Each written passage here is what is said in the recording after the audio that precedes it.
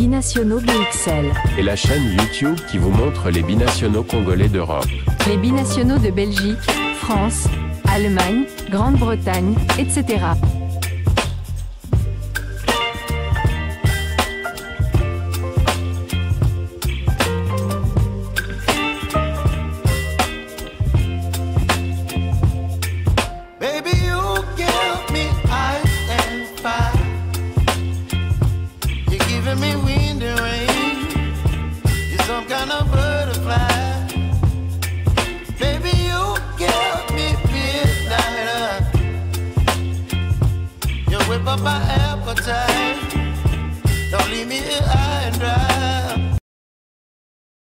Bonjour à tous, nous sommes le dimanche 27 octobre 2024, nous tendons petit à petit vers la fin du mois. Le mois prochain, il y aura la dernière fenêtre FIFA de l'année où la RDC devra confirmer son statut de leader du groupe des éliminatoires de la CAN 2025.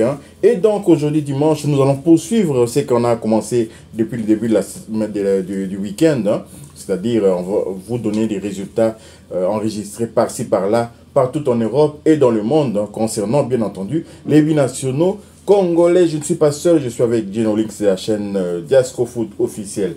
Le miroir du football de la diaspora congolaise qui va ajouter encore quelques résultats récoltés durant hier samedi et nous annoncer déjà les autres matchs, les autres rencontres qui vont nous intéresser aussi et dont vous aurez peut-être les informations demain lundi. Donc voilà, Gino Links, je te passe la parole. Il y avait des internationaux congolais encore sur la scène de leur championnat.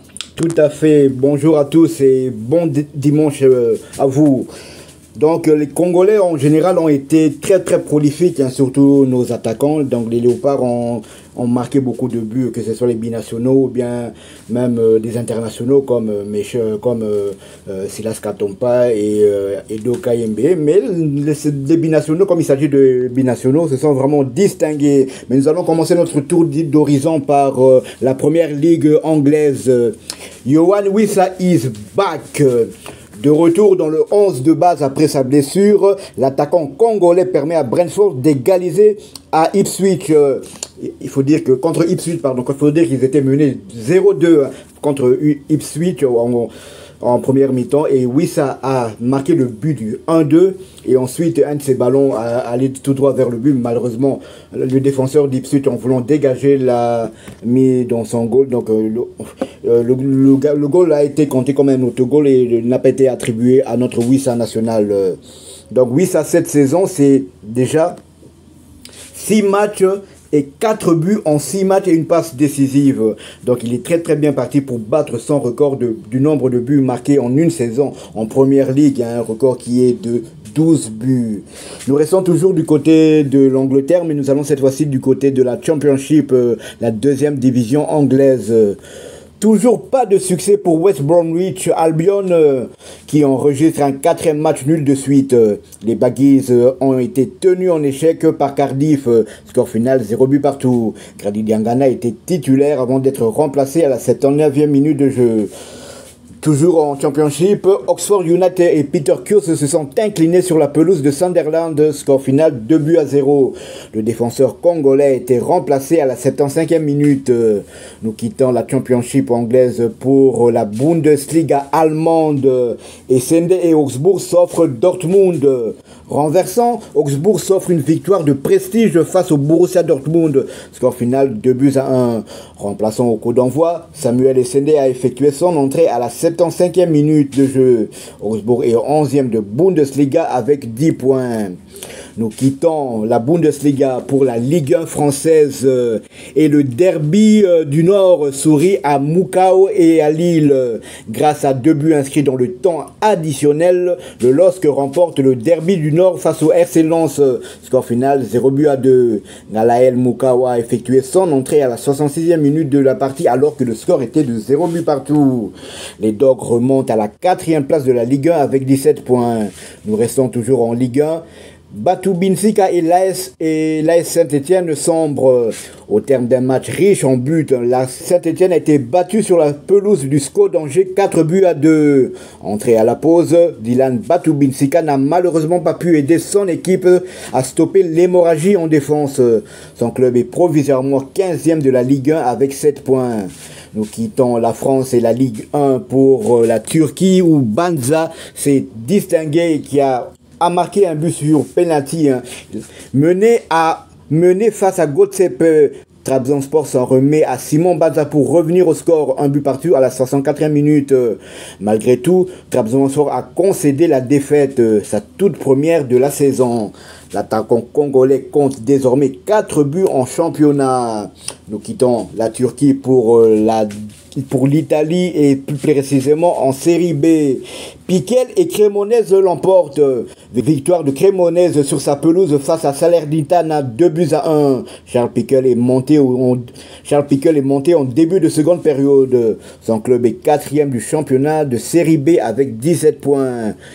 C'est vrai que les Léopards sont en feu, donc ça continue toujours, mais cette fois-ci nous allons du côté des Émirats Arabes Unis.